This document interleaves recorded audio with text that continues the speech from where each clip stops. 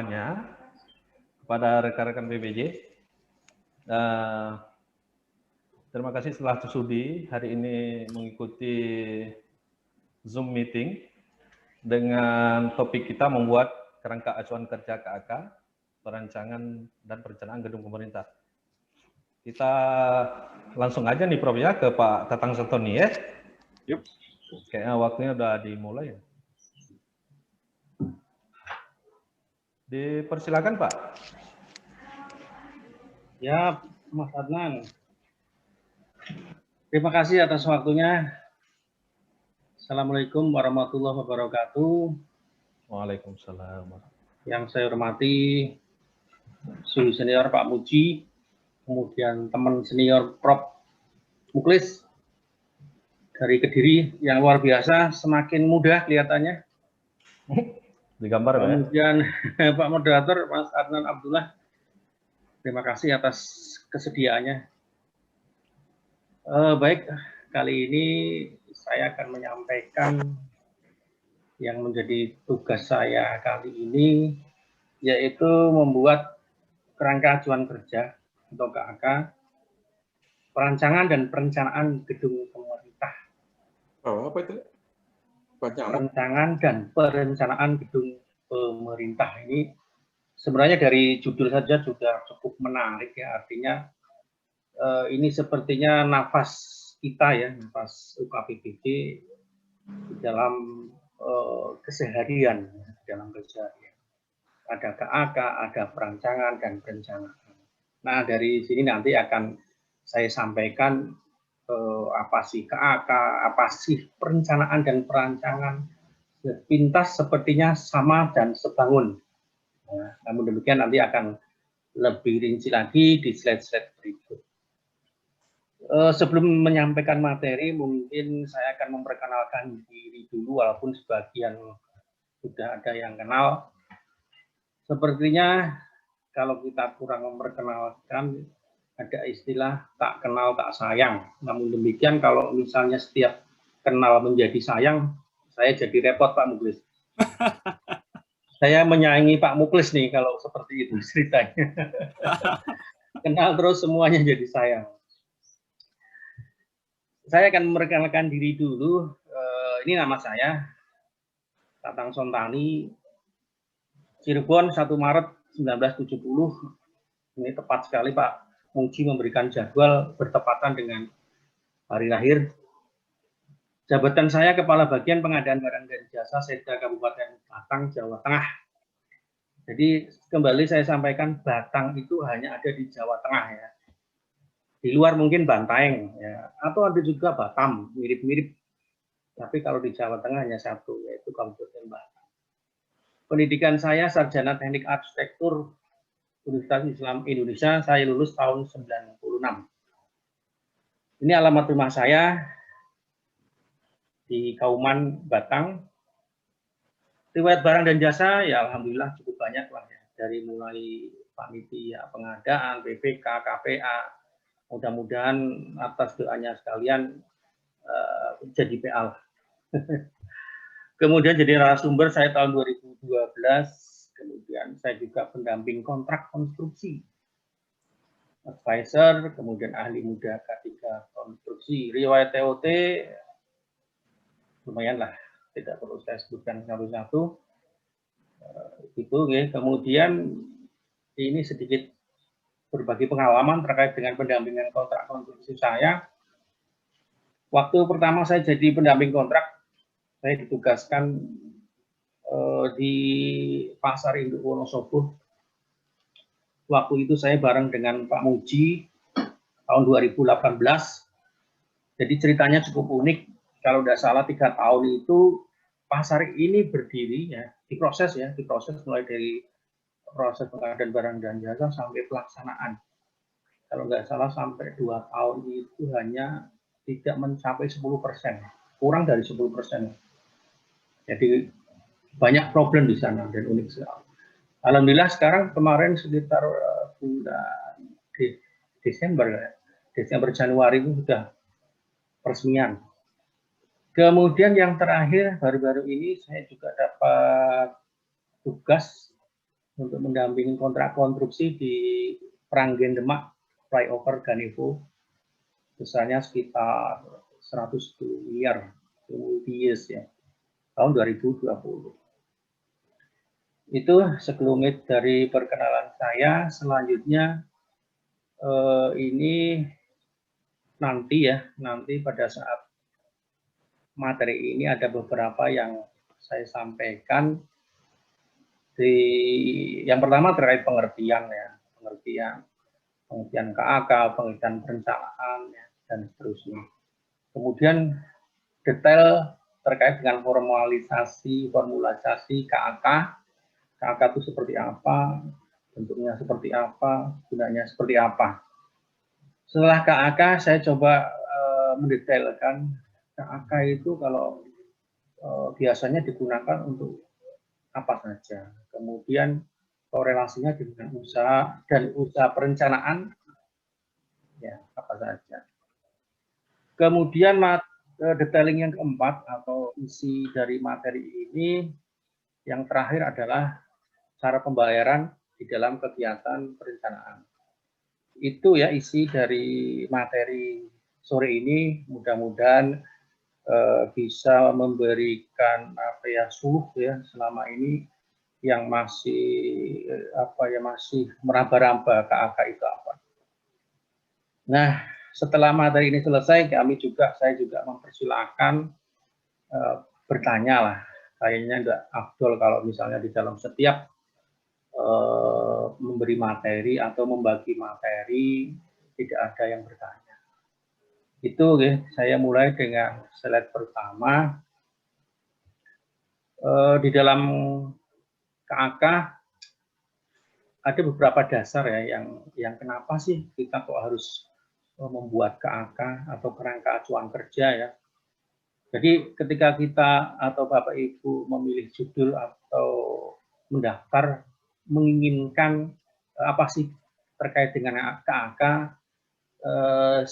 saya berharap bahwa dari situlah Bapak Ibu sudah tahu ya, oh kalau KAK itu bedanya dengan spek teknis itu apa. Sehingga saya berharap ketika sudah selesai mengikuti materi ini tidak lagi bingung ya antara apa sih KAK, apa sih spek. Nah, hari ini saya sampaikan KAK. KAK itu diamanati beberapa peraturan, diantaranya PMK nomor 143 2015, Perka LKPP nomor 7 2018, kemudian Perka LKPP nomor 8, nomor 9 ini amanat. Kemudian acuan detailnya silakan bisa dilihat di Permen PUPR 14 tahun 2020.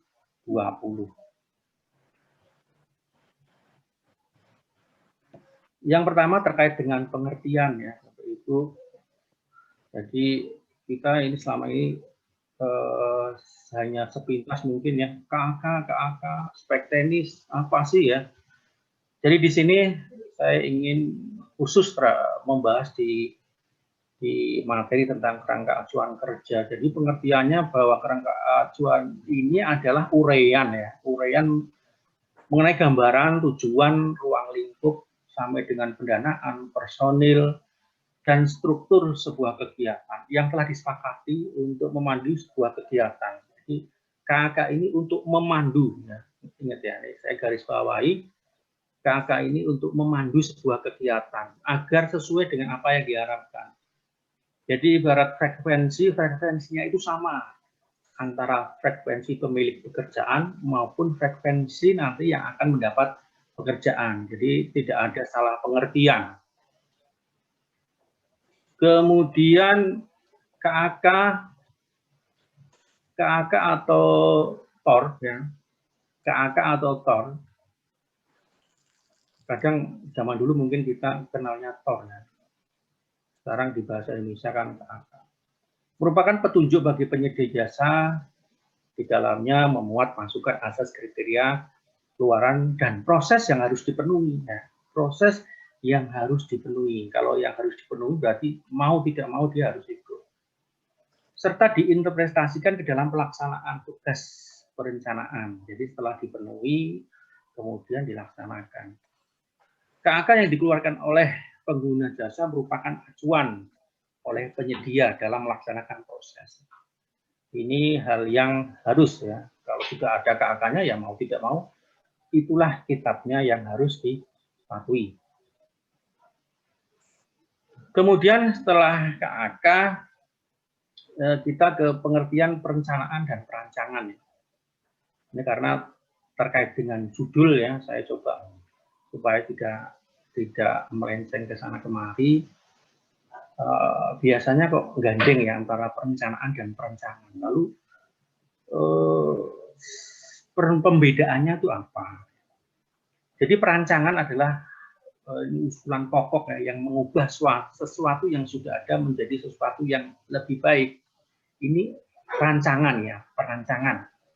Melalui beberapa proses, saya ambil dari John Wade, ini ada 3 proses, yaitu mengidentifikasi masalah-masalah, mengidentifikasi metode atau pemecahan, dan melaksanakan pemecahan masalah. Dengan kata lain, pemrograman, penyusunan rancangan, dan pelaksanaan rancangan. Ini terkait dengan perancangan. Nah, perencanaan sendiri apa? Nah, perencanaan sendiri adalah sebuah proses untuk menetapkan tindakan yang tepat masa depan melalui pilihan-pilihan yang sistematik. Ini sepintas sepertinya kalau perancangan itu konsep, kalau perencanaan itu tahapan pelaksanaan. Kalau perancangan itu tatarannya konsep, kalau konsep itu sesuatu yang boleh kita katakan bahasanya pun bahasa dewa ya kalau perancangan. Nah, kalau perencanaan ini sudah aplikatif, kegiatan-kegiatan melaksanakan sebuah perencanaan itu perencanaan.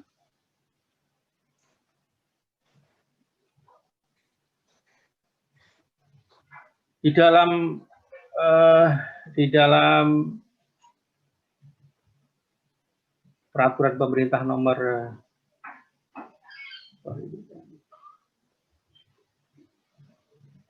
di PP ya, perancangan dan perencanaan menurut Permen PUPR nomor 22.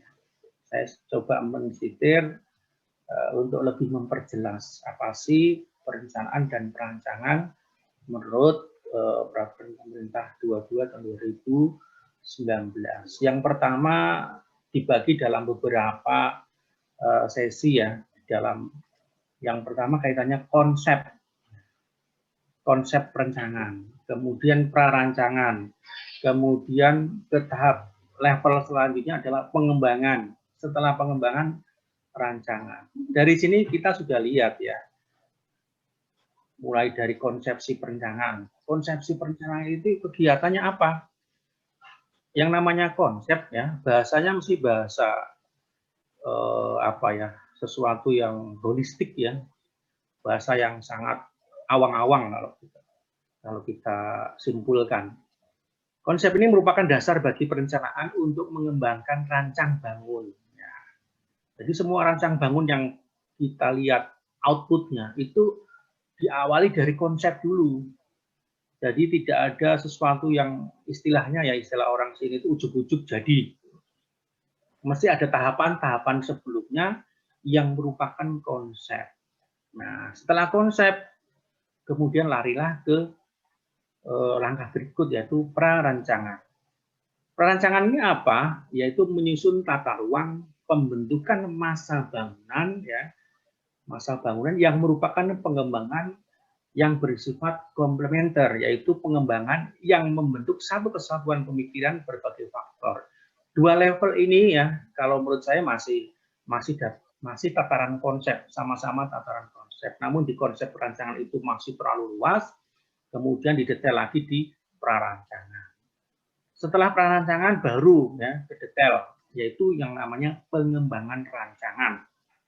Pengembangan rancangan ini yang dimaksud adalah rencana arsitektur ya. Rencana arsitektur adalah prarencana yang disempurnakan menjadi arsitektur formal. Gampang cerita, di dalam pengembangan rancangan ini sudah muncul ide-ide yang bisa diterjemahkan secara visual oleh banyak orang ya. Walaupun mungkin Bapak Ibu bukan background arsitektur, ketika sudah melihat hasil dari pengembangan rancangan masih bisa dicerna ya, masih dicerna oleh pikiran kita. Beda kalau 2 tahap sebelumnya. Kalau 2 tahap sebelumnya itu benar-benar konsep yang memang melalui pemikiran dari background tertentu. Setelah pengembangan rancangan ke rancangan detail, dari kalimatnya saja kita sudah bisa paham apa sih yang namanya detail. Detail itu bisa saja misalnya pondasinya didetail, atapnya didetail, sampai dengan siap untuk ditenderkan. Saya lanjut.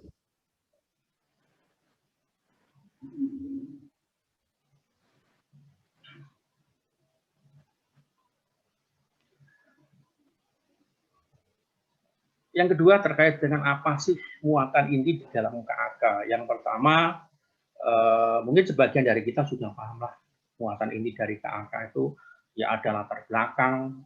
Latar belakang itu isinya apa? Gambaran umum singkat tentang pekerjaan yang akan dilaksanakan.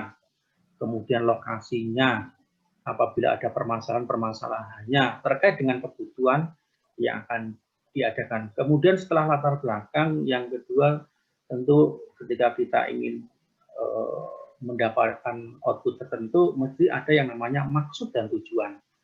Maksud dan tujuan ini boleh dianalog adalah gambaran dari harapan, visi dari pengguna jasa. Kemudian muatan yang ketiga adanya target sasaran.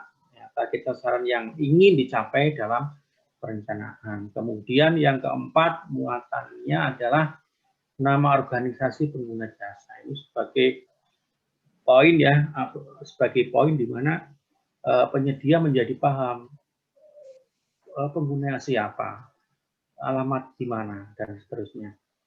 Kemudian selanjutnya adalah jangka waktu pelaksanaan pekerjaan, yaitu jumlah waktu mengerjakan perencanaan.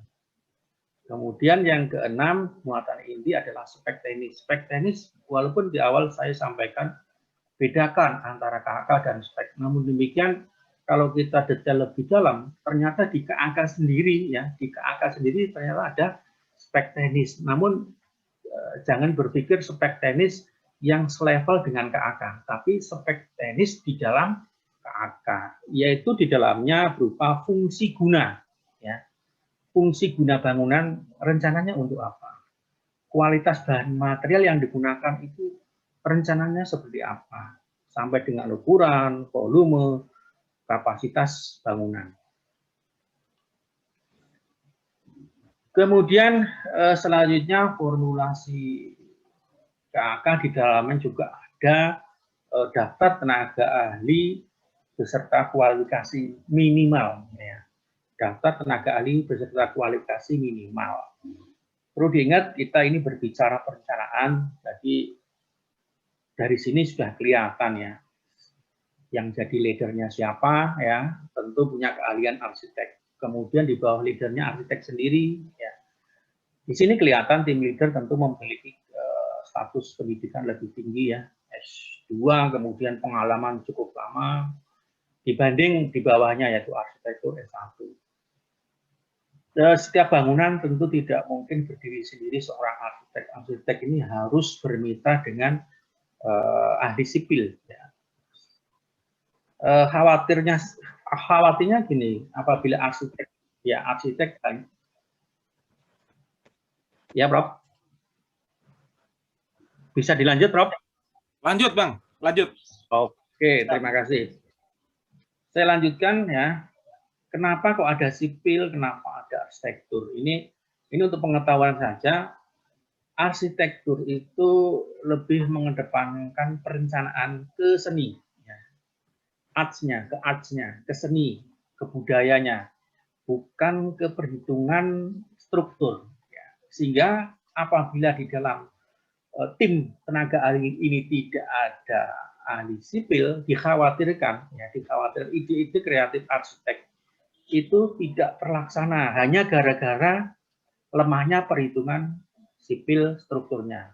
Nah, maka harus ada kerjasama yang apik antara arsitektur dan sipil. Di dalam perencanaan ini nanti ada komunikasi. Misalnya arsitek punya ide kolom yang meliuk-liuk misalnya, karena arsitektur kan seni ya.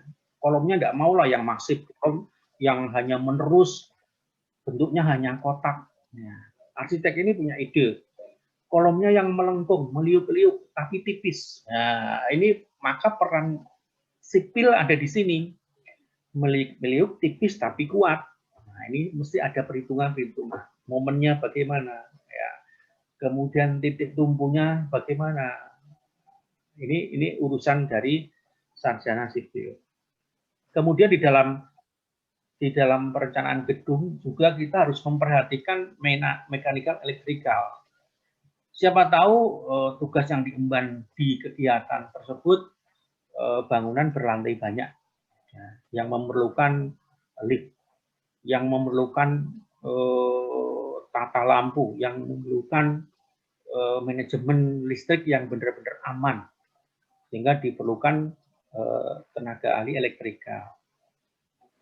Kemudian selanjutnya interior, quantity surveyor, mungkin tidak perlu saya detail di sini ya, kenapa harus ada pelaku-pelaku di situ. Jadi intinya kenapa memasang tenaga ahli itu mesti ada maksudnya. Memasang mechanical, electrical mesti ada maksudnya. Memasang interior tentu ada maksudnya dan seterusnya. Intinya bahwa apa? Jika kita selaku PPK membuat KAK, kebetulan pada saat pemilihan daftar tenaga ahli, tentu harus melihat outputnya apa.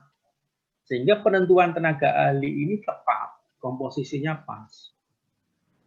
Sesuai dengan ketentuan, maka tenaga ahli harus memiliki sertifikat tenaga ahli SKA atau SKAT.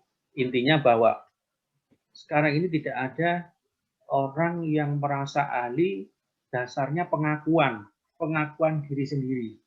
Ya, ini nggak ada, rumusnya nggak ada. Kalau itu diperbolehkan, saya kira banyak sekali orang ahli-ahli tapi bodoh. Nah, sehingga kenapa harus ada sertifikat? Jadi walaupun misalnya S1 lulusan fresh graduate arsitek, tentu harus di sertifikat tenaga ahli. Saya lanjutkan, kenapa sih kita harus membuat kerangka acuan kerja? Tadi di awal coba saya sampaikan KK itu apa. Nah, ini detail sesuai dengan dokumen pemilihan ya. Arti pentingnya KAK. Jadi KAK ini merupakan salah satu bagian dokumen dalam dokumen seleksi. Nah, ini arti penting berarti kalau tidak ada KAK berarti dokumen ini tidak bermakna. Ya, dokumen pengadaan barang dan jasa tidak bermakna, ada yang kurang. Jadi kalau misalnya 10 yang kita butuhkan, 1 tidak ada, 9-nya dianggap percuma. Ya, ini yang namanya arti penting KAK. Saya coba menggambarkan seperti itu ya. KAK dibuat oleh PPK berisikan harapan untuk mendapatkan penyedia yang mampu menghasilkan dan menjawab keinginan owner secara profesional, bukan yang mengarah pada penyedia tertentu yang akan menang. Ini makanya di sini saya sampaikan, kita itu kalau membuat KAK jangan sampai muatan ada di kepala kita, KAK kita tuh mengarah ke penyedia tertentu. Ini image yang apa ya? Image yang terbelakang. Sekarang tuh zamannya sudah berubah. Jangan membuat KAK tapi di dalam otak kita sudah berpikir nanti orientasinya ke si X. Ya, ini keliru besar. Ya. Jadi KAK ini tentu demi mendapatkan penyedia yang mampu menghasilkan dan menjawab keinginan owner secara profesional. Nah, ini perlu digarisbawahi. Jadi nanti kalau Bapak Ibu di sini selaku KUKBPJ atau partisan yang ada di sini ada selaku Pokja, selaku PPK, ini diingat-ingat ya. Paling tidak mengingatkan kalau kita tidak menjadi PPK, mengingatkan. Mengingatkan bagaimana? Misalnya kok ada KAK, syaratnya aneh. Kalau kita baca sepintas, KAK dari PPK ini sudah mengorientasi. Jadi ada muatan, ada pesanan ya. Ada muatan, ada pesanan. Ini diingatkan. Ya, kita mengingatkan. Jadi kalau misalnya ke depan ada sesuatu, kita sudah plong ya, karena kita sudah mengingatkan. Bagi penyedia, ya, arti penting bagi penyedia. KAK di dalam dokumen pemilihan harus ditanggapi oleh penyedia sebagai salah satu dari dokumen penawaran teknis. Ya, jadi kalau dari tanggapan ini ya, saya ulangi, dari tanggapan ini kita sudah bisa menilai, oh ini penyedia abal-abal, oh ini penyedia ecek-ecek, oh ini penyedia profesional. Ini dari tanggapan umpan balik ya, tanggapan itu umpan balik. Ketika KAK didownload ke calon penyedia, kemudian penyedia membuat tanggapan, dari sini kita bisa membaca. Dari dokumen yang ditulis oleh penyedia, kita bisa membaca. Penyedia yang profesional, apakah dia itu penyedia abal-abal atau ecek-ecek. Contoh form KAK ini saya ambil di SDP, mungkin Bapak Ibu bisa nanti ngecek lagi lah. Ternyata ada format ya, ada form, contoh form KAK. Jadi ingat, kalau bunyinya contoh itu ya hanya kisi-kisi ya, hanya kisi-kisi. Artinya ini loh, kalau mau bikin KAK, contoh besarnya seperti itu. Contoh besarnya seperti ini. Nah, maka di SDP dikasih judul contoh form KAK. Saya ambil ya dari SDP. Di dalamnya ada uraian pendahuluan. Uraian pendahuluan itu yang memuat ya secara garis besar mengenai pekerjaan yang akan dilaksanakan, seperti latar belakangnya, kenapa muncul ide, judul kegiatan itu seperti apa, kemudian maksud dan tujuannya apa sih, sasarannya bagaimana, lokusnya di mana, sumber pendanaannya bagaimana, ya. Kemudian nama organisasi, pejabat pembuat komitmennya, ya, juga dimasukkan di dalam KAK. Kemudian selanjutnya ada yang dimintakan dari KAK sebagai contoh juga ya, data-data penunjang. Data penunjang ini adalah data yang berkaitan dengan pelaksanaan pekerjaan. Ya, jadi kalau kita membuat KAK tentu ada data dukung ya, ada data dukung. Jadi tidak berupa hanya deskripsi uraian yang tidak bermakna. Seperti data dasar, standar teknis, studi-studi terdahulu atau referensi hukum. Nah, yang kadang kurang digarisbawahi adalah terkait dengan studi-studi terdahulu. Nah, studi-studi terdahulu itu didapat dari mana? Ya silakan ya, tanya ke Bapelitbang. Ya, tanya ke Bapelitbang. Ya, ada pertanyaan? Bisa dilanjut? Moderator bisa dilanjut? Halo? Pak Prof? Ya, bisa dilanjut, Halo? Pak Prof? Ya, halo? Lanjut, Pak. Oke. Suaranya putus-putus. Siap. Saya lanjut ya. Oke. Saya lanjut. Di dalam saya menyampaikan materi ini, mungkin partisipan yang ingin bertanya atau menyelah silahkan bisa chatting aja ya. Kemudian di ruang lingkup. Nah, ruang lingkup itu maksudnya adalah penjelasan tentang keterkaitan keluaran yang satu dengan keluaran yang lain, termasuk identifikasi bias sesuai dengan metode pelaksanaan serta metode operasi pemeliharaan bangunan di dalamnya ya. Misalnya peralatan, material, personil, fasilitas, kemudian material penyedia, jasa konsultasi, hingga lingkup kewenangan penyedia itu sebatas apa. Kemudian jangka waktu penyelesaian tentu ya, setiap proses harus ada awal dan harus ada akhir. Kemudian personil yang kita ingini itu siapa saja, kemudian tahapan pelaksanaannya itu apa saja. Nah, kemudian ada laporan-laporan, laporan pendahuluan, bulanan, laporan antara, laporan akhir. Ya, ini adalah form terkait dengan bagaimana membuat KAK. Di dalamnya ada amanat mengutamakan produksi dalam negeri, persyaratan kerjasama bila ada, atau bagaimana memberikan pedoman terkait dengan pengumpulan data lapangan. Ya, ini disampaikan juga. Ya, siapa tahu perencanaan ini di daerah-daerah yang perbatasan, ya, misalnya di daerah terpencil, kita memberikan apa yang guidance, ya, memberikan arahan terkait dengan bagaimana mendapatkan atau mengumpulkan data lapangan. Itu ya. Jadi itu contoh ya, itu contoh form dari KAK yang saya ambil di ISDP. Nah, selanjutnya arti penting KAK itu apa sih bagi proses pengadaan barang dan jasa ya, proses bertanding, saat proses bertanding bagi penyedia ya, bagi penyedia. Walaupun partisan ini sebagian besar bukan penyedia, ini saya tidak salah kalau misalnya apa sih KAK ini pengaruhnya ya terhadap penyedia. Apabila kemudian ada penilaiannya, bagaimana sih penilaiannya? Apa saja yang dinilai?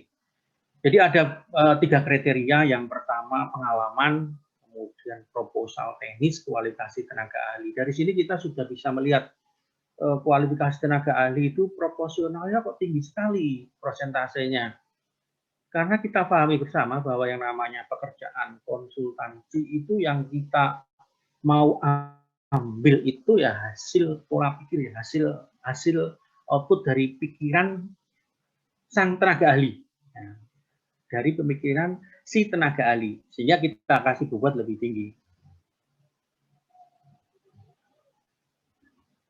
Kemudian KAK ya, posisi KAK di dalam metode seleksi prakualifikasi 2 file. Nah, di sini jika kita lihat ya, kita lihat ada di administrasi dan teknis file 1. Ini ada dokumen administrasi, kemudian yang B.2 ini adalah proposal teknis, yaitu tanggapan KAK. Ini tadi saya sampaikan bahwa dari tanggapan KAK kita bisa membaca atau menilai profesionalitasnya penyedia. Ya, kalau mau melihat profesionalnya penyedia, maka dia harus menjadi bagian dari sebuah dokumen. Nah, disinilah posisinya. Disinilah posisinya. Ya. Oke, saya lanjut. Kemudian di proposal teknis itu kita nilai. Ya, kita nilai. Yang pertama, penilaian terhadap pemahaman lingkup pekerjaan jasa layanan yang diminta. Pemahaman atas sasaran, tujuan, kualitas, metodologi, dan hasil kerja. Kemudian penilaian terhadap sub-unsur proposal teknis yang dinilai adalah pertama, bobot antara 5-10, ini pemahaman atas jasa layanan. Kemudian bobot 10-12, 20 ya, 10-20 ini kualitas metodologi. Ini kita bisa dilihat dari sini ya.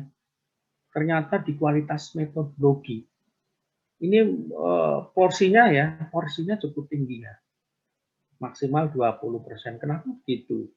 Karena di sini ya, di sini muncul kualitas calon penyedia.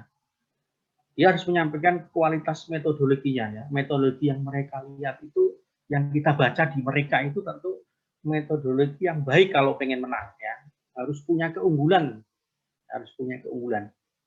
Penilaiannya terutama meliputi ketepatan menganalisis masalah dan langkah pemecahan yang diusulkan, konsistensi antara metodologi dengan rencana kerja, dan seterusnya. Nah, dari sini kita bisa melihat secara pintar. Penilaian KAK ini di bobot 10-20 ini kok kualitas metodologi. Itu.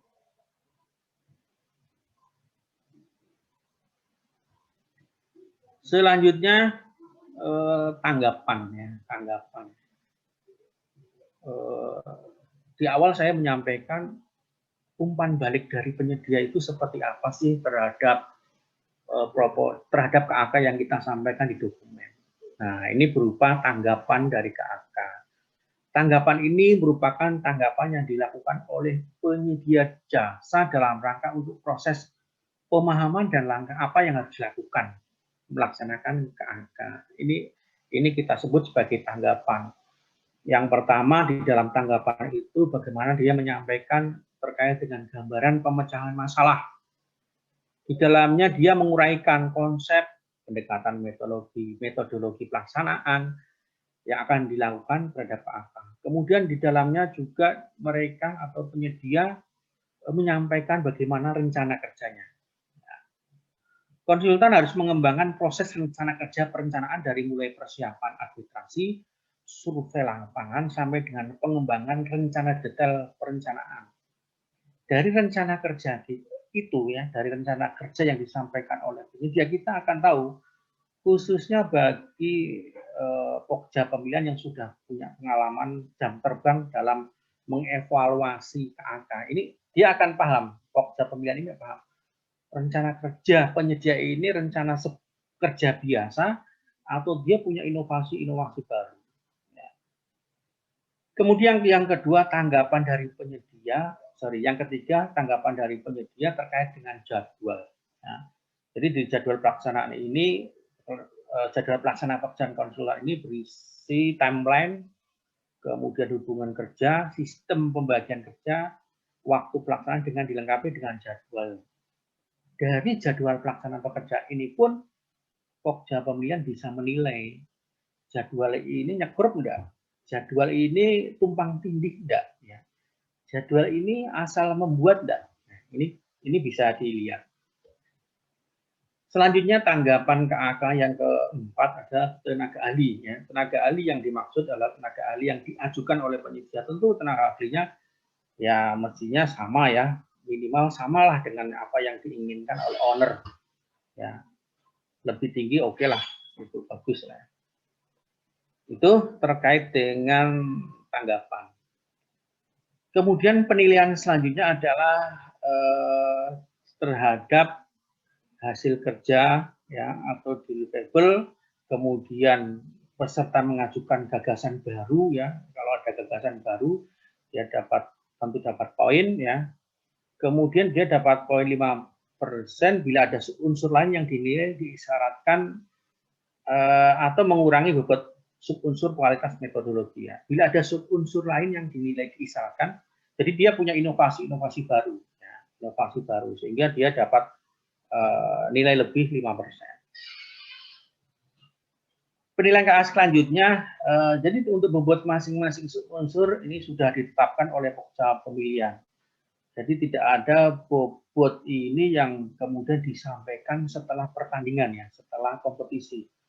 Bobot unsur dan subunsur ini transparan, ya, di dokumen dari awal sudah disampaikan.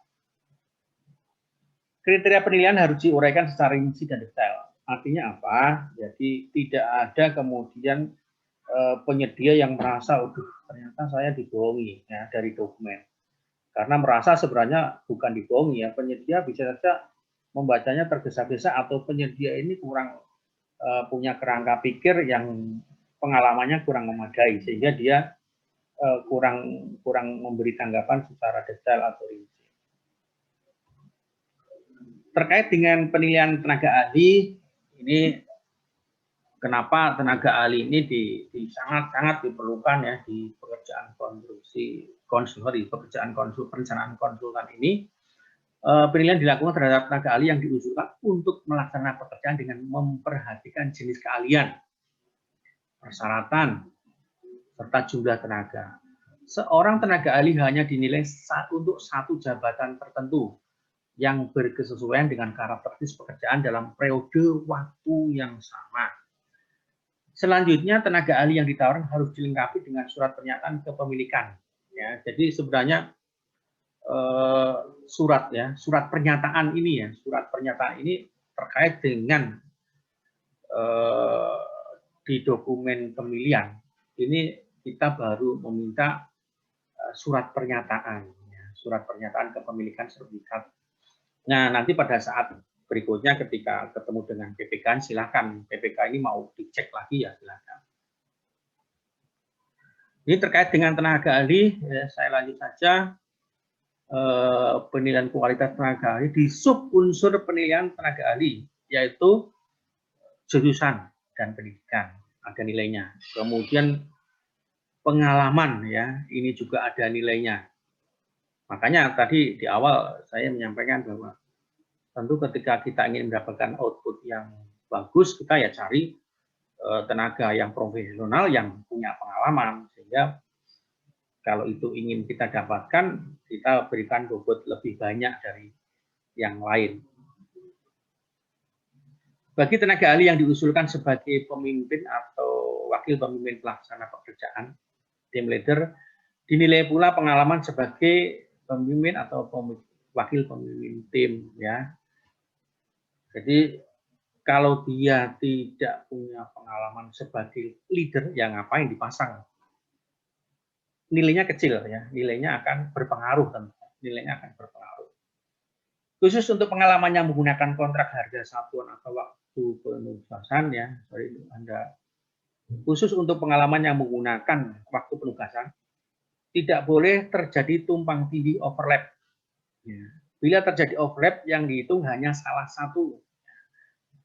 Jadi bisa saja ada pengalaman yang menurut penilaian kita, pengalaman yang di waktu yang sama. Ya. Kalau di waktu yang sama, kita pilih salah satu aja. Apabila terdapat perhitungan bulan menurut Pokmil lebih kecil dari yang tertulis dalam penawaran, maka yang diambil adalah perhitungan dari pokja pemilihan. Ya. Itu ya terkait dengan penilaian tenaga ahli. Kemudian apabila jangka waktu pengalaman kerja profesional ditulis secara lengkap, tanggal, bulan, dan tahun, maka pengalaman kerja akan dihitung secara penuh. Apabila jangka waktu pengalaman kerja profesional ditulis bulan dan tahunnya saja, maka pengalaman kerja yang itu adalah total bulan dikurangi 1 bulan. Apabila jangka waktu pengalaman kerja profesional ditulis tahunnya saja, maka pengalaman kerja dihitung hanya 25%. Ya. Jadi dari sini kita sudah bisa melihat kenapa ada penilaian-penilaian yang harus detail, ada penilaian yang kalau tidak detail nanti nilainya tentu berbeda. Ini dimaksud kenapa dari sini kita sudah bisa menilai keprofesionalitasannya sebuah penawaran. Bisa jadi penawaran itu dibuat terlalu tergesa-gesa sehingga yang penting upload, yang penting upload. Ya, tidak dibuat secara pelan, ya, tidak dibuat secara profesional. Selanjutnya, kesesuaian lingkup pekerjaan dan posisi pengalaman kerja profesional dibanding dengan yang disyaratkan dalam KAK ini dinilai dengan kriteria sebagai berikut. Ini mulai dari lingkup pekerjaan, posisi, ya. Ini semua sudah dicantumkan dari awal, ya. Bukan disembunyikan, ya. Kalau disembunyikan kita mesti kena kontennya. Semuanya sudah tertulis di dokumen, ya. Mulai misalnya kalau sesuai nilainya berapa, menunjang nilainya berapa. Kalau hanya terkait nilainya berapa itu sudah ada semua. Ya. Kemudian yang lainnya ya, lainnya mungkin tidak perlu saya sampaikan mendetail, ya silakan bisa baca. Intinya setiap apa yang disampaikan oleh penawar atau calon penyedia ada dampaknya apabila dia tidak komplit, ya. Yang komplit juga dapat porsi yang bagus daripada yang tidak komplit. Sampai dengan bahasa ya, di sini juga saya sampaikan, ini juga silakan bisa dibaca. Kemudian saya lanjutkan saja ke pajak ya. Ini status tenaga ahli ya. Terkait dengan status tenaga ahli, ini tetap harus dibuktikan ya dengan bukti setor pajak. Yaitu pasal 21, Form 1721 atau Form 1721A1 yang mencantumkan nama jelas serta nama perusahaan yang sama dengan nama perusahaan peserta. Ini yang dimaksud status tenaga ahli tetap, ya. Sehingga bagi pokja pemilihan yang di sini berarti peserta ya, peserta di forum ini sebagai pokja pemilihan, ini sudah bisa menilai, oh ini ternyata bukan pekerja status tenaga ahli tetap, tapi ini pengakuan sepihak. Karena apa? Dia tidak bisa membuktikan di dalam bukti setor pajaknya. Itu ya terkait dengan yang sering krusial, sering ditipu-tipu ya, ditipu-tipu tapi kita tidak tahu. Makanya ini dari sekarang kita sudah bisa, oh ternyata kalau tenaga ahli tetap ini pembuktiannya seperti itu.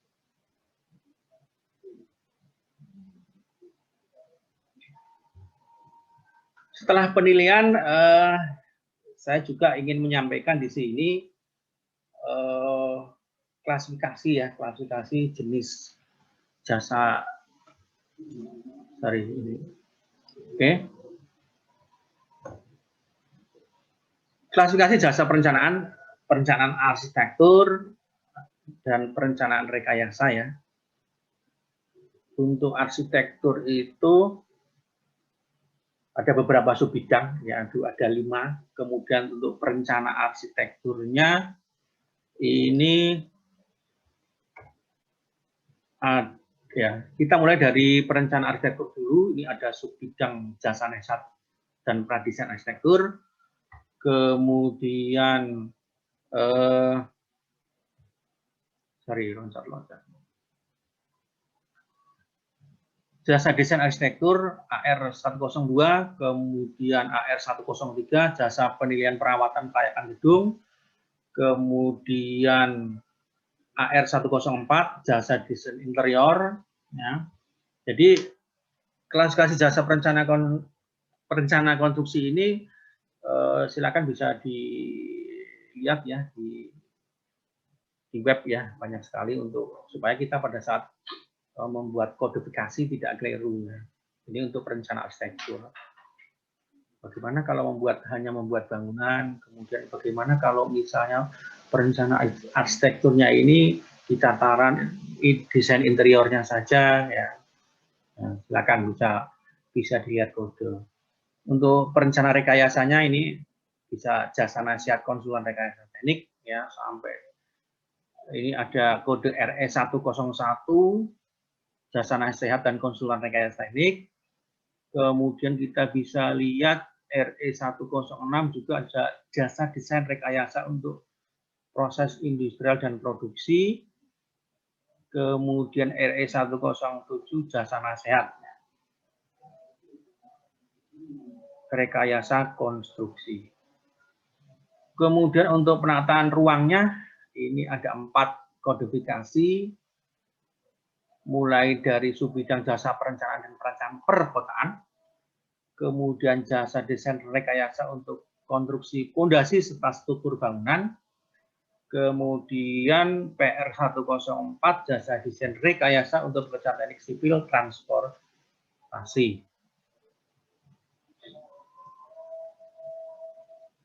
Kemudian di slide berikut terkait dengan pembiayaan ya, terkait dengan prestasi pekerjaan ya,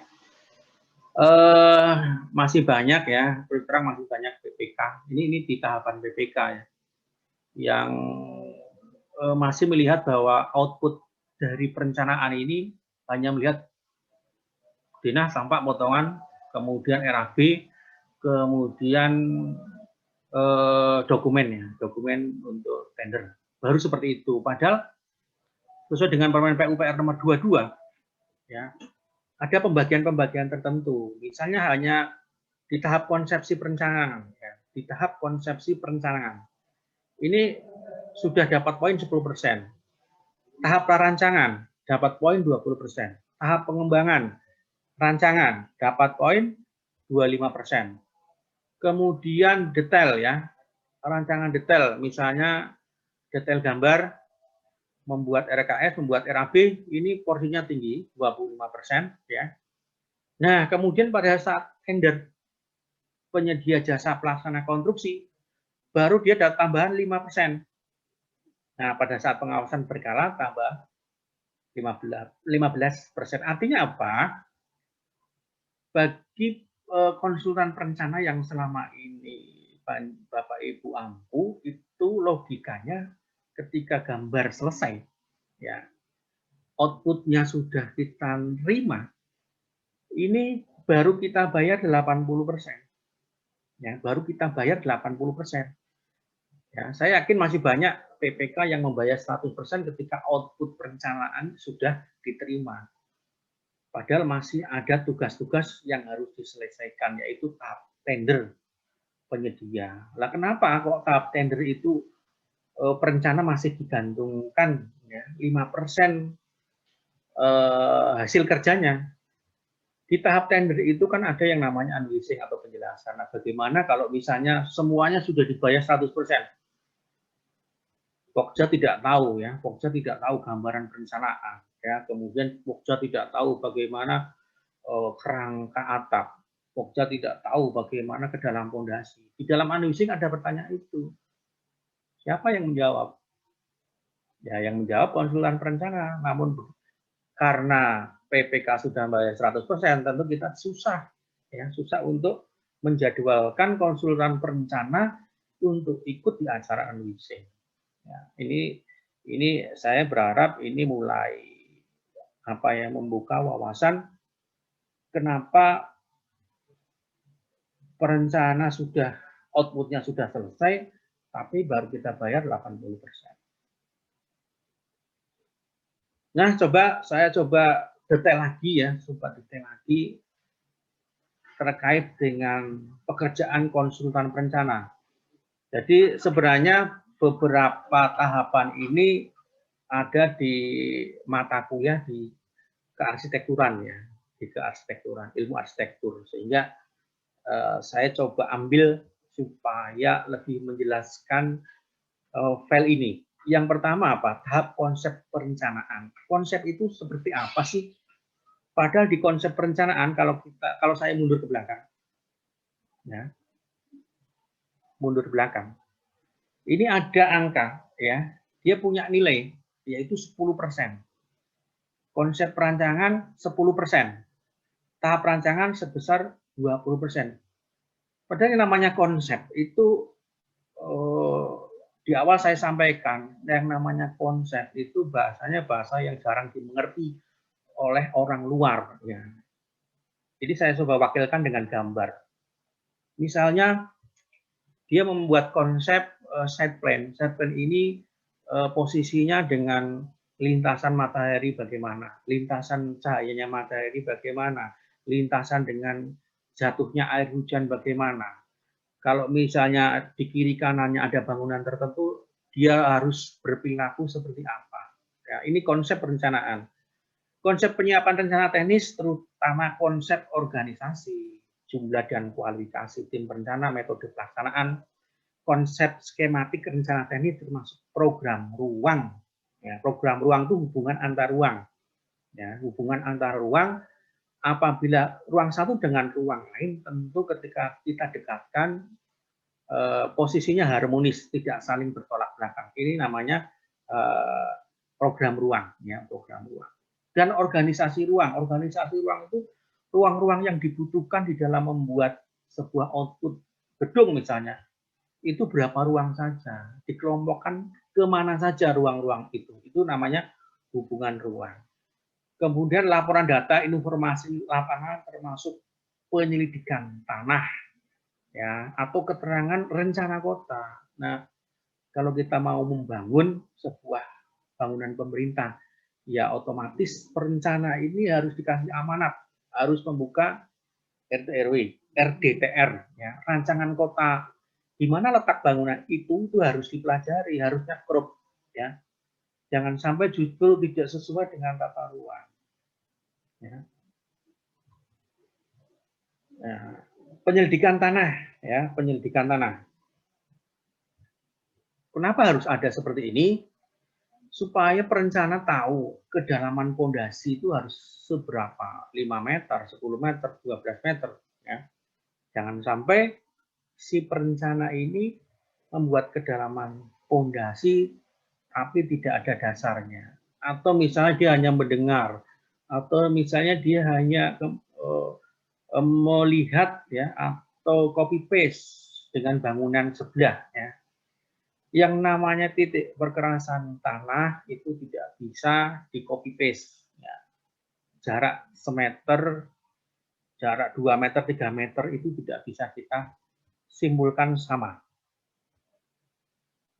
Selanjutnya tahap prarencana teknis, ya. Jadi gambar apa sih yang dimaksud dengan tahap prarencana teknis? Misalnya gambar rencana tapak. Ya, rencana tapak itu artinya apa? Antara tapak ini sama tapak sebelah ini fungsinya apa? Ada pertentangan tidak? Ini juga harus disampaikan oleh konsultan perencana. Ya, ini tahap prarencana teknis, gambar-gambar rencana tapak, perencanaan bangunan, perkiraan biaya, ya, kemudian laporan perencanaan, kemudian hasil konsultasi dengan Pemda, ya, hasil konsultasi dengan Pemda itu juga disampaikan, ya, disampaikan. Selanjutnya di tahapan ketiga pengembangan rencana. Jadi pengembangan rencana ini sudah muncul, ya, sudah muncul gambar-gambar yang secara visual kita lihat, walaupun kita tidak punya background arsitek, sudah bisa menyatakan bahwa gambar ini bisa mewakili dari keinginan pemilik atau owner. Tahapan pengembangan rencana ini misalnya rencana arsitektur, besaran uraian konsep visualisasi, ya, baik dwi maupun trimatra, ya, bila diperlukan. Kemudian rencana struktur, rencana mekanikal elektrikal, termasuk IT, garis besar spesifik teknis, sampai dengan perkiraan biayanya. Kemudian tahap selanjutnya adalah tahap detail. Ya. Mungkin ini mudah secara visualisasi bagi orang-orang yang di luar ilmu teknik juga bisa tahu. Oh, ini pondasi itu detailnya seperti ini. Oh, ini besi-besinya, jarak besinya berapa, kemudian diameter besinya bagaimana. Kalaupun rangka atap, rangka atap pakai apa? Baja ringan atau pakai baja atau pakai kayu. Tahap kelima adalah tahap pelelangan atau dokumen perencanaan teknis, gambar rencana beserta detail pelaksanaan. Ini outputnya. Rencana kerja, syarat-syarat administrasi, syarat-syarat umum, kemudian RAB, BQ. BQ itu RAB yang dinolkan, ya. Kemudian laporan perencanaan. Selanjutnya adalah tahap pengawasan berkala. Laporan pengawasan berkala seperti memeriksa kesesuaian pelaksanaan pekerjaan dengan rencana secara berkala. Jadi Bapak Ibu, ya, disinilah tugasnya yang cukup berat, ya, bagi PPK ketika menyesuaikan gambar dengan pelaksanaan, ya. Makanya tadi saya sampaikan jangan dibayar 100%. Kalau ada hal seperti ini, saya yakin konsultan itu mesti akan lari. Padahal bisa saja gambar rencana itu tidak bisa diaplikasikan di pelaksanaan. Ya, sehingga perencana harus membuat soft drawing, ya, gambar perubahan. Ya. Kemudian yang tahapan terakhir adalah menyusun laporan akhir pekerjaan perencanaan yang terdiri dari perubahan perencanaan pada masa pelaksanaan konstruksi, petunjuk penggunaan, ya, petunjuk penggunaan, pemeliharaan dan perawatan bangunan gedung, termasuk petunjuk yang menyangkut peralatan dan perlengkapan ME. Nomor 7 saya yakin 100% banyak produk perencanaan yang tidak pernah memberikan output nomor 7. Ya. Padahal sudah dibayar 100%. Si perencana, ya, saya ingatkan kembali nomor 7 ini, tahap yang terakhir, laporan berkala, yang kita bayar kalau tidak salah 5%, ya. 20, 15 dan 5%, ya. 20. Di dalamnya, ya, di dalamnya dia harus membuat laporan akhir pekerjaan perencanaan yang terdiri atas perubahan perencanaan. Bayangkan, ya, perubahan perencanaan. Kalau perencanaan sudah dibayar, saya yakin perencana pasti akan pergi. Atau MGT, ya, kalau orang Jawa mungkin tahu MGT, minggat, ya. Sudah dibayar 100% mesti dia MGT. Padahal ada perubahan perencanaan karena dia pada saat membuat gambar lebih banyak di depan meja, ya, lebih banyak di depan laptop tanpa ke lapangan. Sehingga tidak ada perencanaan yang 100% ketika dilaksanakan di lapangan sama. Ya. Jadi ingat kepada PPK atau Bapak Ibu yang punya teman PPK, atau Bapak Ibu yang punya anak jadi PPK, atau Bapak Ibu yang punya tetangga PPK, terkait dengan kepPK-an, ya, kepPK-an perencanaan. Nomor 7 ini penting banget, ya, penting banget. Itu yang bisa saya sampaikan, ya, dalam tugas ini ya, yang diberikan Pak Muji. Terima kasih Pak Muji. Saya menyampaikan ini, saya punya tanggung jawab supaya apa yang saya sampaikan benar-benar semua dipahami. Untuk itu, karena sudah selesai saya paparkan semua, saya serahkan ke moderator. Selanjutnya, kalau ada pertanyaan, terima kasih sekali. Itu yang saya tunggu. Assalamualaikum warahmatullahi wabarakatuh. Pak moderator. Waalaikumsalam warahmatullahi wabarakatuh. Ya, terima kasih Pak Tatang Santoni. Ini ada yang rasen ini Pak. Ya.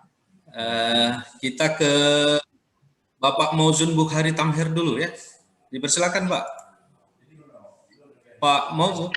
Pak Mauzan. Pak Mauzun. Ya, Pak Mauzun Bukhari Tamher. Dipersilakan Pak.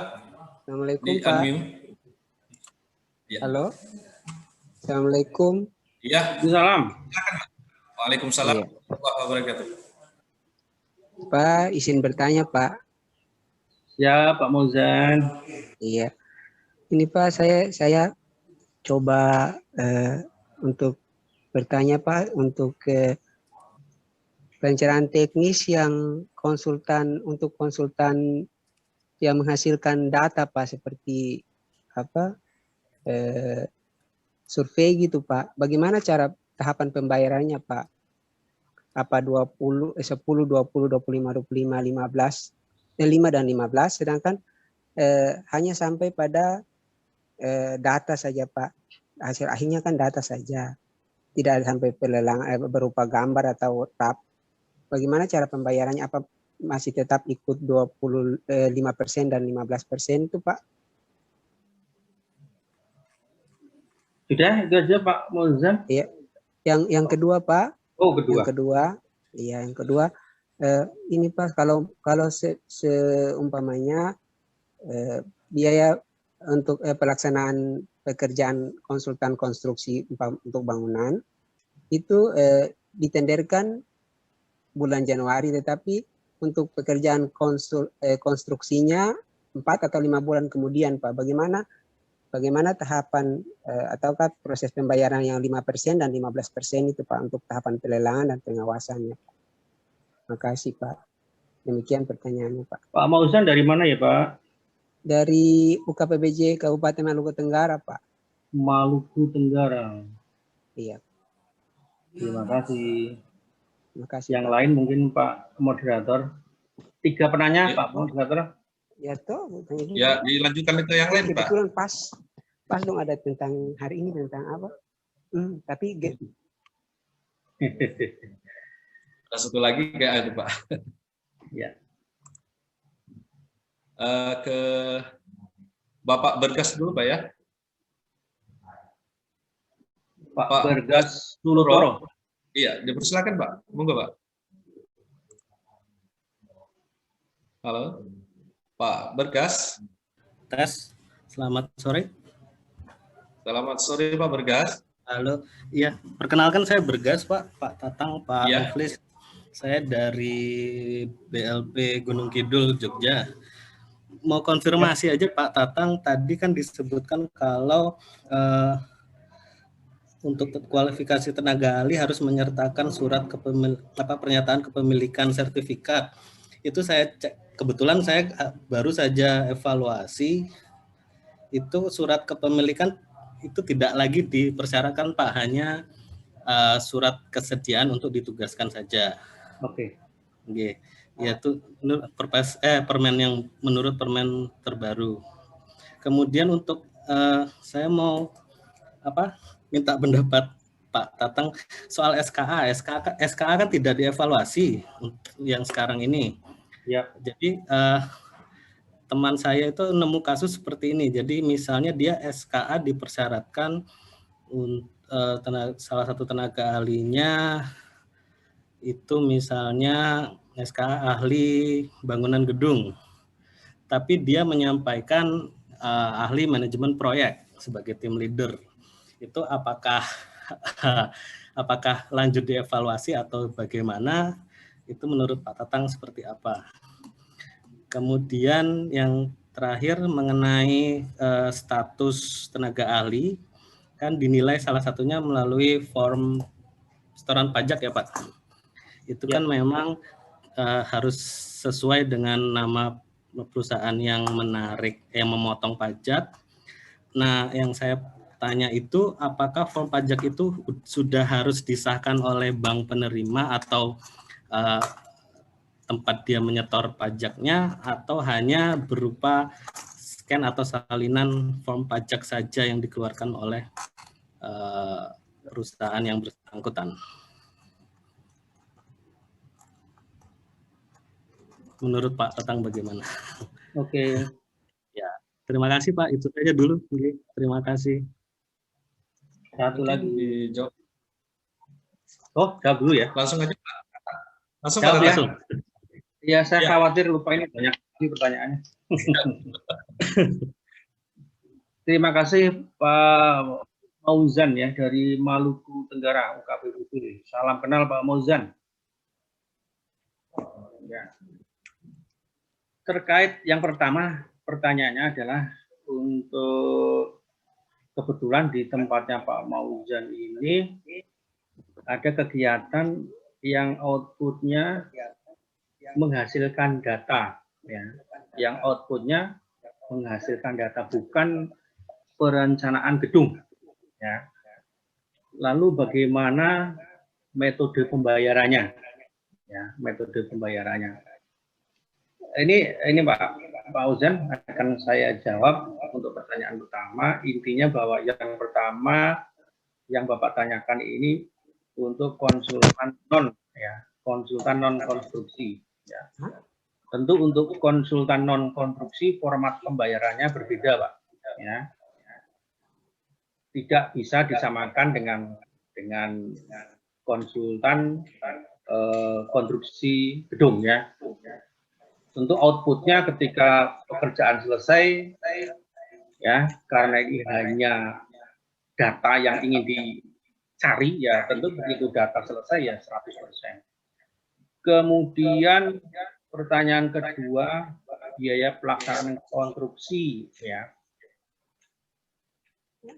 Terkait dengan konsultan konstruksi, ini sudah selesai konsultannya Januari, ya, Januari. Padahal pekerjaan konstruksi 4-5 bulan kemudian, ya ini tidak masalah ya Pak Fauzan, yang bayarnya nanti ya, kalau misalnya pekerjaan konstruksi ini sudah terlaksana, ya, sudah terlaksana. Ya, saya pikir ini mudah diterapkan Pak, karena linier, ya, karena linier. Pekerjaan Januari sudah, perencanaan di bulan Januari selesai, kemudian konstruksi 4-5 bulan kemudian. Berarti ada jeda Pak, ada jeda. Tapi tetap intinya jangan dibayarkan 100% dulu, 80% dulu. Kemudian pertanyaan Pak Bergas, ya, Pak Bergas Sulutoro dari BLP Gunung Kidul. Jadi terima kasih Pak, tadi koreksinya ya, koreksinya terkait dengan yang penting penugasan saja. Oke, saya sepakat Pak. Kemudian yang kedua, SKA tidak dievaluasi. Ya, padahal melihat ya ada kekeliruan atau apa ya, kesalahan ya. Kita mintanya tidak sesuai dengan apa yang disampaikan. Ya, sama-sama ahli manajemen proyek ya. Amanahnya SKA tidak dievaluasi. Yang dimaksud SKA tidak dievaluasi di sini adalah terkait dengan kebenaran keluarnya SKA, Pak. Ya, kebenaran misalnya SKA itu palsu, ya, itu baru ya kita enggak usah repot-repot. Tapi kalau misalnya SKA-nya tidak sesuai dengan yang kita minta, nah itu yang perlu kita klarifikasi, Pak. Ya, tetap harus ada acara klarifikasi supaya apa? Yang pertama tidak menjadi beban, ya, menjadi beban. Kalau saya memberikan saran ke Pokja kami, jangan sampai ketika kita sudah mengumumkan pemenang, tapi pada saat kita sampaikan ke PPK, di PPK dianulir. Ini kan tugas 2 kali ya. ya mendingan dituntaskan saja. Ini saya sering sampaikan ke pokja saya. Kemudian yang ketiga terkait dengan status tenaga ahli tetap di form setoran pajak. Ya. Sudah di bank, apakah setoran pajak ini sudah ada di bank penerima? Salinan dikeluarkan oleh yang bersangkutan. Kira-kira kita punya waktu banyak enggak, Pak? Ya, artinya apa? Kalau kita punya waktu banyak, oke lah kita sampai melihat kebenarannya. Tapi kalau misalnya sudah memberikan salinan, saya pikir itu cukup, Pak. Ya, itu cukup ya, menjadi pendukung dari status tenaga ahli tetap. Ya. Apalagi kita pekerjaannya masih nunggu-nunggu. Ini sudah cukup, Pak. Menurut saya sudah cukup. Saya kira itu yang bisa saya jawab dari Pak Mauzan dan Pak Bergas Sulotoro. Ya, mungkin selanjutnya kita beri kesempatan ke penanya berikut. Ya, terima kasih Pak. Mungkin Pak Muji mau nambahkan atau udah bergabung Pak Muji ya, Pak Prof? Oke, lanjut aja Pak. Lanjut aja. Oke. Ke partisipan selanjutnya ada dari Pak Kurniawan Konsel. Dipersilakan Pak. Oke, terima kasih. Assalamualaikum warahmatullahi wabarakatuh. Waalaikumsalam. Narasumber, pertanyaannya kurang lebih 3. Pertama, dalam format SDP lampiran 2 Peraturan PUPR nomor 14 tahun 2020, di sini dituangkan khusus data penunjang. Ya, ada data penunjang ini di nomor penunjang. Di itemnya itu ada standar teknis dan studi terdahulu gitu. Nah, menurut narasumber berkaitan dengan apa ini kalau perancangan konstruksi umpamanya gedung, standar teknisnya dan studi-studi terdahulu. Yang pertama, yang kedua adalah misalnya tadi disampaikan penyelidikan tanah. Nah, penyelidikan tanah ini masuk sebagai, apakah dia masuk sebagai keluaran atau standar teknis atau studi-studi terdahulu. Yang ketiga, pertanyaan saya adalah terhadap tadi ada persentase. Kalau kita lihat tadi peraturan PUPR nomor 22/2018 ada persentase pembagian. Apakah dimuat dalam KAK atau dimuat dalam rancangan kontrak seperti di SSKK cara pembayarannya? Demikian narasumber. Terima kasih. Ya, terima kasih. Mungkin langsung Pak, bisa dijawab langsung Pak Tatang. Oke. Pak Kurniawan dari mana ya? Pak, Konawe Selatan Pak. Konawe ya? Ya. Konawe Selatan. Ini dari PBD ya Pak ya? Pengamat saja Pak, jadi pengamat. Oke, pengamat.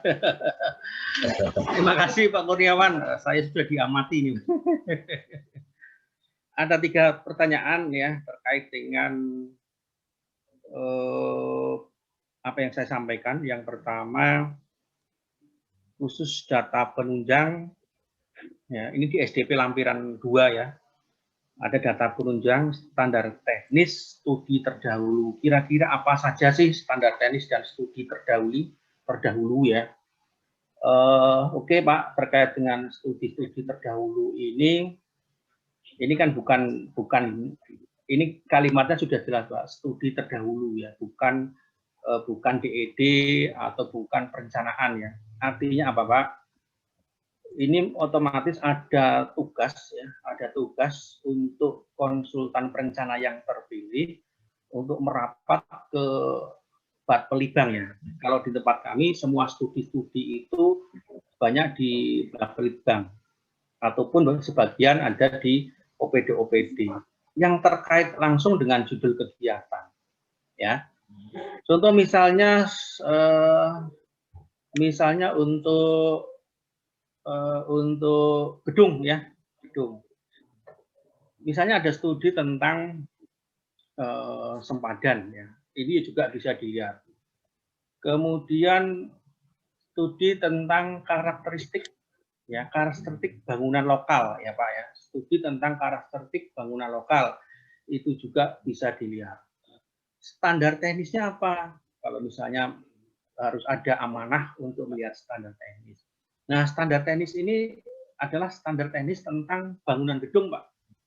Ya, misalnya di dalam ruangan itu pencahayaan minimal harus berapa, ya. Kemudian bukaannya harus berapa, ya.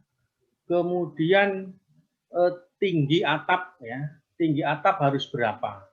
Kemudian larinya air harus berapa. Ini standar teknis, Pak. Nah, ini pertanyaan pertama. Pertanyaan kedua, ya, terkait dengan apakah penyelidikan tanah ini masuk kategori keluaran, standar teknis atau studi terdahulu, Pak. Nah, karena penyelidikan tanah ini berdampak pada rupiah, Pak, ya, pada rupiah, ya. Ini saya masukkan di dalam keluaran ya, Pak. Kan studi terdahulu atau standar teknis. Kalau studi teknis dan standar teknis atau studi terdahulu itu kita tidak perlu mengeluarkan atau ada budget di dalam RAB konsultannya, Pak ya. Ya. Kalau penyelidikan tanah itu berarti ada keluaran ya, ada nilai tertentu atau RAB tertentu yang harus disediakan dalam HPS-nya. Itu. Kemudian pertanyaan yang ketiga, ada prosentase pembagian. Ya. Apakah prosentase pembagian pembayaran ini diatur di KAK atau di SDP, Pak? Ya. Lebih amannya, Pak, ini semuanya dimasukkan aja, Pak, baik di KAK maupun di SDP. Saya kira itu, Pak Moderator, yang bisa saya jawab. Selanjutnya silakan Pak Moderator untuk memberi kesempatan penanya yang lainnya. Ya, terima kasih Pak. Ya, ini kita beri kesempatan kepada ibu-ibu nih, bapak-bapak udah tadi nih. Ada Bu Elis Kumarasari ini. Monggo dipersilakan Bu. Bu Elis. Selamat sore Bu Elis. Oh, Bu Reni Warti. Bu Reni Warti, dipersilakan Bu. Selamat sore, Bu Reni Warti. Ya, selamat sore Pak. Terima kasih. Dipersilakan Bu. Selamat sore Pak Tatang. Ini saya mau nanya ya, yang pekerjaan outputnya tuh kan kalau perencanaan langsung, terus sampai sekarang di Pemda saya DPKDA itu dan inspektorat tidak mau pembayarannya secara langsung. Mereka tetap mengacu ke tenaga ahli apa berapa itu kan udah nggak zamannya lagi ya, harusnya mereka. Tapi kenapa SIPD apa ICPD yang kita isi itu harus bukan output? Kalau output kemarin tuh orang DPKDA tidak terima gitu, misalnya perencanaan sekian RAB-nya sekian persen, nggak mau terima, dia tetap maunya ya, seperti biasa pakai tenaga ahli dan ATK gitu. Ini seperti itu di SIPD itu. SIPD PD yang harus kita isi itu loh Pak untuk pembayaran. SIPD. Terus yang kedua, saya selama ini buat perencanaan itu sering untuk pengajuan ke provinsi atau ke kementerian. Jadi kebanyakan itu fisiknya tidak dilaksanakan ya, maksudnya itu untuk mengambil dana, kadang-kadang kan sepakat dengan orang kementerian atau orang provinsi, kamu perencananya ya, nanti fisiknya biar kami yang anggarkan, tapi ternyata tidak dilaksanakan. Terus sisa pekerjaan yang tadinya misalnya baru dibayar 80%, kapan dibayarnya? Terus penganggaran di Pemda itu seperti apa kalau sisa pekerjaan itu? Ya selama ini saya belum pernah menerapkan karena tidak mau ya. Orang di DPKDA itu tidak mau menerima harus 100%, dia tidak mau pembayarannya itu 80% tidak mau karena repot katanya. Terus gimana cara jalan keluarnya? Karena kita sama-sama di Pemda ya Pak katanya. Terima kasih. Ya, langsung aja Pak. Ya, Bu Reniwarti, ini Pemda mana ya Bu? Oh, saya Kabupaten Bungo, Jambi Pak. Bungo, Jambi. Jauh sekali ini ya. Jauh dari Batang maksudnya. Komplit kali nih Pak. Ini pertanyaannya, pertanyaannya susah dijawab ini Pak Andan. Yang pertama ini ya mudah-mudahan ini karena kembali terkait dengan update peraturan Bu Reniwarti ya. Mungkin kalau ada momen-momen tertentu berkaitan dengan update perencanaan, mereka-mereka itu diajak Bu Reni. Misalnya kegiatan ini mestinya mereka digandeng Bu Reni, ya, biar satu frekuensi ya. Kalau sudah beda frekuensi ya susah.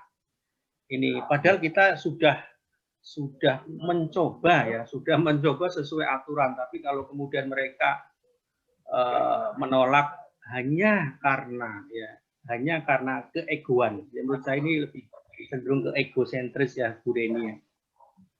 Diberitahu tapi tidak mau karena merasa tinggi. Nah ini susah ini ya. Diberitahu tapi tidak mau. Ya ini saya nggak bisa tuntas kalau seperti ini Bu. Kecuali kalau Ibu ajak itu orang inspektoratnya ya, ajak ke rumah Pak Muji lah ya paling tidak biar tuntas. Langsung dicuci. Itu kaitannya perencanaan dibayar mestinya lamsam tapi metodenya metode zaman bahula ya, modelnya tenaganya berapa kita bayar ya, tenaga ahlinya siapa saja baru kita bayar. Ini ya susah ya. Padahal kalau perencanaan itu kan berdasarkan outputnya yang kita terima baru kita bayar ya. Itu yang pertama Ibu ya. Kemudian yang kedua ini ya saya juga pernah mengalami hal yang semacam itu ya Bu Reni. Ada porsi tertentu, daerah porsinya perencanaan, kemudian pusat porsinya fisik ya, pusat porsinya fisik. Namun banyak sekali daerah di PHP ya Bu Reni ya. Iya. Ya di PHP kita mau nangis bagaimana ya, mau marah bagaimana ya, sudah terlanjur perencanaan sudah jadi. Nah, jadi begini Bu Reni, kalau kita berpegang pada Permen PUPR ya, nomor 22, itu memang pekerjaan perencanaan itu sebenarnya ya, pekerjaan perencanaan sebenarnya bayarnya 80% Bu Reni. Bayarnya 80%. 20%-nya ya tergantung. Kalau mereka mau ikut terus, ya kita bayar. Mereka itu maksudnya konsultan perencana. Kalau konsultan perencana itu mau ikut terus sampai titik darah penghabisan, ya, sampai dengan pemeliharaan berkala, ya kita bayar penuh. Makanya tadi ya pertanyaannya Pak Kurniawan, ya prosentase pembagian ini disampaikan di semua dokumen ya, biar semuanya tidak ada yang kelewat ya. Anggap aja ini bahan sosialisasi, di KAK disampaikan, di SDP disampaikan sebagai bahan sosialisasi itu ya. Cuma kebiasaannya kalau perencanaan itu orientasinya ya bukan seleksi ya Bu ya, orientasinya paling ya pengadaan langsung. Nah, cuma kembali inilah tugas Bu Reni ya, bahwa mereka gambar itu ya selesai gambarnya kita terima ya kita bayar 80%. Sebenarnya di tempat kami pun awalnya ya karena berpikir di masa lalu ya, sehingga pola pikirnya masih pola masa lalu. Mereka berpikirnya kalau gambar selesai diterima oleh PPK ya bayar 100%. Ya inilah ya tugas cukup berat untuk Bu Reni terkait memberikan pemahaman kepada inspektorat maupun ke penyedia. Saya pikir Bu Reni jangan sendirian, Bu Reni, coba bekerja bareng-bareng, mensosialisasikan bareng-bareng, bikin acara sosialisasi, Bu Reni, ya, bikin acara sosialisasi baik ke penyedia maupun ke tetangga-tetangga yang susah diajak atau dianggap disatukan frekuensinya itu. Begitu ya Bu Reni ya. Ini berat sekali nih Bu Reni. Ya, pengalaman udah 2 tahun berturut-turut seperti itu Pak. Maksudnya tuh waktu 2019 itu sampai di inspektorat tuh katanya pembayaran kita berdasarkan peraturan pemerintah dalam negeri gitu kan. Sementara itu kan aturan nasional, kita ke peraturan ini daerah, bukan daerah sih Pak, katanya yang ngatur itu Kemendagri gitu. Jadi saya juga bingung mana, saya minta sampai sekarang aja nggak dikasih. Padahal sudah tuh kami ada di visit orang tuh udah selesai karena kecepatan untuk DAK, jadi orang tuh udah selesai kan, pembayarannya belum, opungnya udah selesai lama, pembayarannya belum gitu. Kasihan banget. Itulah berita. Ya Pak, saya akan coba bareng-bareng sama teman yang lain juga gitu. Tapi ya untuk sementara pemahamannya masih di sini-sini aja, belum jalan di tempat sih teman-temannya. Itu aja Pak, makasih Pak Tatang ya. Tambahan buat Bu Reni mungkin di skenario gini aja Bu Reni. Di rencana anggaran di tiap tahun itu coba dipilah ya di RKA-nya dipilah perencanaan 80% untuk perencanaan apa ya, kemudian 20% untuk perencanaan yang sama. Jadi ada 2 dokumen ya, ada 2 dokumen penganggaran ya untuk di RKA-nya. Jadi ini bagian dari memberikan pemahaman juga Bu. Kalau misalnya mereka sampai disuruh membaca aturan pun tidak mau. Dibikin pola begitu saja Bu. Jadi Ibu punya 2 dokumen anggaran di tahun yang sama, yang isinya untuk 80%, yang satunya isinya untuk 20%. Karena ada kemungkinan yang 20% itu ada di tahun berikutnya, ya, ada di tahun berikutnya. Begitu Pak Moderator, mungkin masih ada yang mau bertanya lagi dari Ibu Elis kayaknya udah pengen bertanya banget. Waktunya gimana Pak Prof? Ini siap. Dilanjutin nggak apa-apa ya? Satu lagi, kasih satu lagi ya, Bang. Mungkin ada dari Pak Muji ingin menjelaskan, dari Pak Muji ingin menjelaskan mungkin metode pembayarannya. Kalau metode pembayaran Mbak ya, 25 tahun lalu tuh saya nggak ada masalah seperti itu. Orang mau lamsam, subaput, kita bayar subaput. Orang mau dibayar sesuai waktu penugasan, kita bayar penugasan. Ya, nggak ada masalah kalau kami di APBN sejak dulu. Cuman di Kemendagri ini menjadi faktor yang sering tidak bisa semut ya. Karena menganggap bahwa Kemendagrinya gitu. Tidak ada. Kalau kita baca di Permendagri, bahkan sekarang Permendagri 77, tidak diatur hal demikian. Ya, jadi sebagai bukti pembayaran aja. Kalau bukti pembayaran adalah capaian subsut output, ya dibayar output tadi. Jadi membayarnya atas dokumen yang disebutkan tadi. Jadi tidak melihat fisiknya, bagaimana personil dan non personilnya. Nah, itu yang perlu disampaikan tadi oleh Pak Tatang, perlu diajak lah. Kalau tidak ya harus dimutasi itu bagian keuangan atau dipinta ke tempat Pak Muklis. Ya, supaya ada wawasan. Nah, kalau tidak ya biasanya begitu.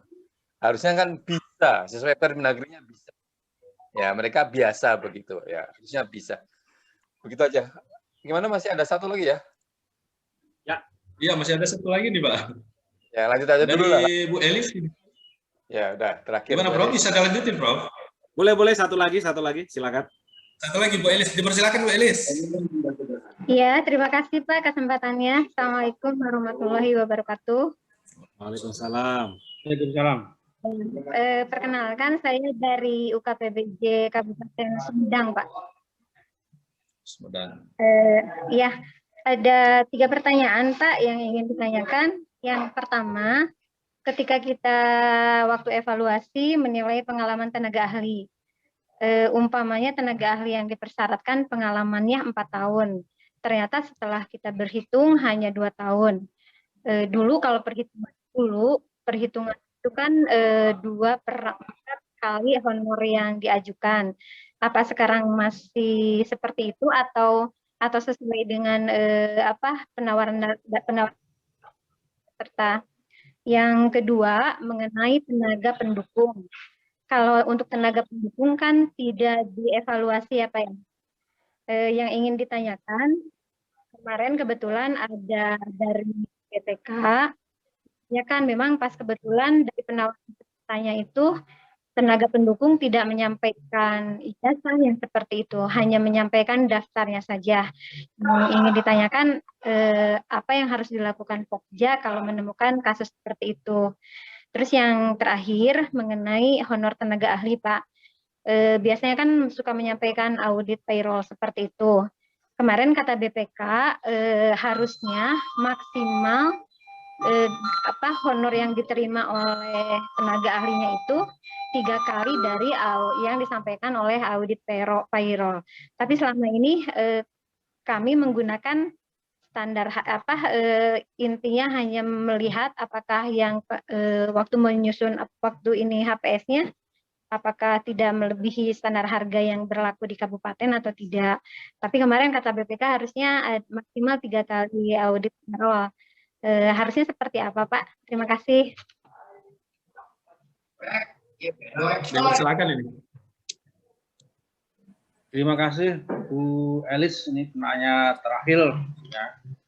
Penanya terakhir dari Kabupaten Sumedang ya. Iya, Pak. Sumedang gimana, masih hujan enggak Bu Elis? Hari ini Pak mendung, Pak. Semendung hatiku ya Bu Elis ya. Hari ini cerah Pak hati ya. Marah ya. Oke, ada 3 pertanyaan. Yang pertama terkait dengan evaluasi pengalaman tenaga ahli yang kita minta 4 tahun. Ternyata yang disampaikan 2 tahun.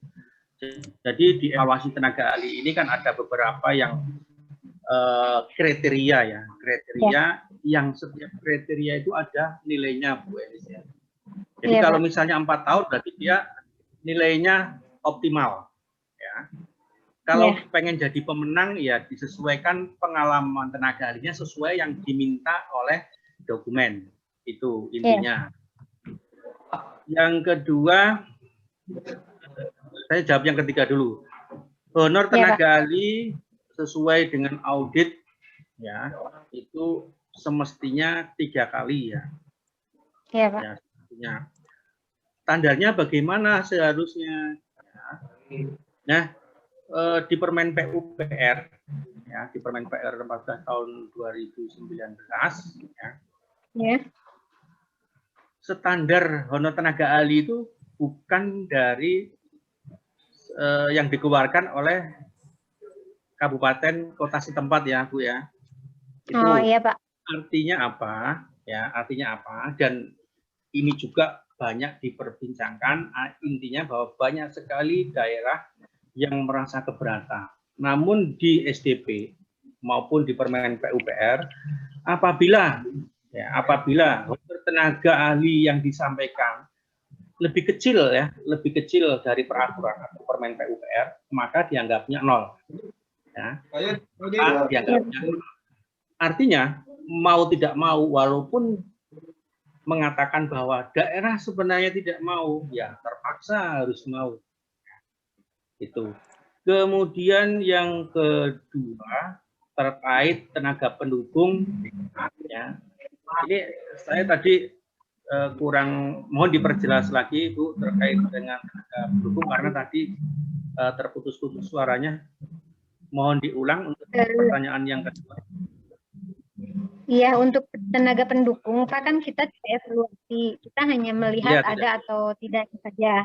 Ya, ada penyedia yang hanya menyampaikan daftarnya saja, Pak, tanpa menyampaikan ijazah yang seperti itunya. Apakah itu masih diperbolehkan walaupun hanya menyampaikan daftar namanya saja, atau harus menyampaikan juga ijazah pajak dan lain-lain meskipun kita tidak menilainya gitu, Pak? Iya. Ini Bu ya, terkait dengan tenaga pendukung, tentu kan kita yang pertama kembali ke SDP ya, yang kedua kita ingin mempunyai tenaga pendukung yang benar-benar memang ada ya, benar-benar ada dan dia punya background yang jelas. Jangan sampai Ya, kita kemudian walaupun ya memang tugas Pokja pemilihan itu tidak kemudian sampai memverifikasi dan seterusnya. Tapi bagi kami Ibu ya, ini untuk manajemen efektivitas kegiatan ya. Artinya jangan sampai kegiatan kita yang sudah selesai kemudian dianulir ya oleh PPK hanya gara-gara permasalahan tenaga pendukung. Ya. Jadi lakukanlah yang terbaik. Intinya apabila ada tenaga pendukung yang masih syaratnya tidak jelas, otomatis apabila itu di backup oleh SDP-nya walaupun amanatnya ya, amanat ada tidak ada, silakan itu dilanjutkan ya Bu Elis ya. Artinya kita tetap mensyaratkan bahwa tenaga ahli itu harus jelas. Saya kira itu Bu Elis. Ya. Tenaga pendukung Pak, maksudnya kalau memang tidak menyampaikan, apakah kita bisa meminta nanti pas diundang untuk pembuktian kualifikasi? Betul, itu yang dilakukan. Ya. Nah, itu yang harus dilakukan. Ya, jadi jangan digugurkan ya Pak ya, dilanjut aja pas dipanggil. Ya, siap. Makasih Pak. Sama-sama Bu Elis. Enggak, Prof. Ini. Halo. Yup, Bang. Siap? Iya, ini ada satu lagi ini gimana? Ada tapi waktunya kita udah habis ya, Prof. Udah habis ya? Ya. Kalau kita tanya nggak bersedia nggak nerima satu pertanyaan lagi? Silakan. Itulah. Gimana Pak Tatang nih? Bertanya lagi nih. Pak Petrus dah. Iya. Ya. Satu lagi. Ya. Ada Pak Petrus ini. Ya. Silakan Pak. Ya, makasih banyak Pak. Ini kan kita membahas tentang penyusunan KK porsi PPK. Kemudian dari KK ini yang menjadi salah satu dokumen persiapan direview oleh Pokja atau pejabat pengadaan. Yang saya mau tanyakan bahwa karena KK inilah yang memproteksi PPK sehingga harus jelas keluarannya tadi itu sesuai dengan Permen PUPR 14 itu. Memang spesifikasi itu harus jelas spesifikasi apa karena output dari yang kita cari di bangunan yang kita konsultankan perencanaannya, dari situlah nanti PPK akan bertengkar atau berdebat, itulah yang menjadi kontrak dengan penyedia kalau ada penyedianya. Jadi harusnya jelas ini KK. Makasih banyak Pak. Ya, terima kasih Pak Petrus. Mungkin saya akan nambahi Pak. Jadi yang disampaikan Pak Petrus ini mungkin kesimpulan ya Pak. Saya juga akan menambahi Pak Petrus ya. Pak Petrus ini dari mana Pak Petrus? Dari Bantaeng PBJ Pak. Oh Bantaeng. Terima kasih Pak Petrus. Iya. Ya. Jadi memang Pak Petrus, jadi tugas Pokja pemilihan. Jadi tugas Pokja pemilihan itu yang pertama mereview dokumen yang dibuat oleh PPK. Namun statusnya hanya mengingatkan ya Pak Petrus, statusnya hanya mengingatkan. Terkait dengan apakah PPK akan bertahan, apakah PPA kemudian akan berubah pikiran, ya ini terserah PPK, karena ini memang KAK itu wewenang mutlak ya, wewenang mutlak dari PPK. Namun demikian, ya, dari sisi Pokja pemilihan, pada saat memberikan saran, ya, memberikan pertanyaan, alangkah lebih baik apabila itu didokumentasikan, ya, didokumentasikan sebagai bahan pengingat bagi PPK. Artinya yang pertama, apabila di kemudian hari, ya, kita tidak mau semua di kemudian hari itu ya pengennya lancar. Namun tidak menutup kemungkinan di kemudian hari ada problem. Nah, problem itu akan dirunut sampai ke perencanaan hingga sampai review. Nah, kalau kemudian Pokja sudah melakukan review, reviewnya sudah didokumentasikan, maka dari sisi Pokja tentu ini sebuah nilai positif. Saya kira itu ya, Pak Petrus. Terima kasih pertanyaan. Kesimpulannya, Pak Petrus. Biar jelas outputnya lah. Ya, Pak. Betul. Silakan Pak Prof atau Pak Adnan. Mungkin waktunya sudah selesai gitu ya. Ya, terima kasih banyak nih Pak pencerahannya nih Pak. Waktunya udah selesai nih Pak Prof. Ya. Saatnya closing mungkin Pak dari Pak Tatang mungkin Pak. Oke, kalimat penutup dari saya di kesempatan ini bahwa intinya pada saat kita membuat KAK, disinilah dipertaruhkan semua keinginan dari PPK. Ya. KAK ini adalah media yang sangat penting ya, yang sangat penting untuk supaya output yang diinginkan oleh pejabat pembuat komitmen ini benar-benar tersampaikan.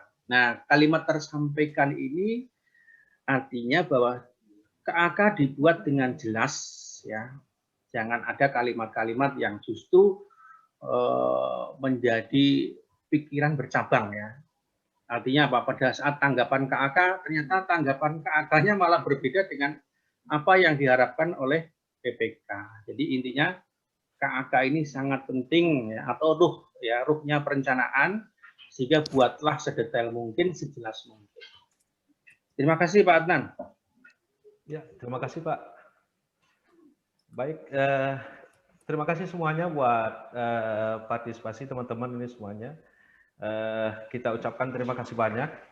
Saya selaku moderator mengucapkan terima kasih dan mohon maaf atas segala kekurangannya. Saya kembalikan ke Pak Prof. Terima kasih Pak Prof. Siap, makasih Bang Adnan, makasih Bang Tatang. Selamat ulang tahun, sehat selalu, sukses selalu. Oh iya.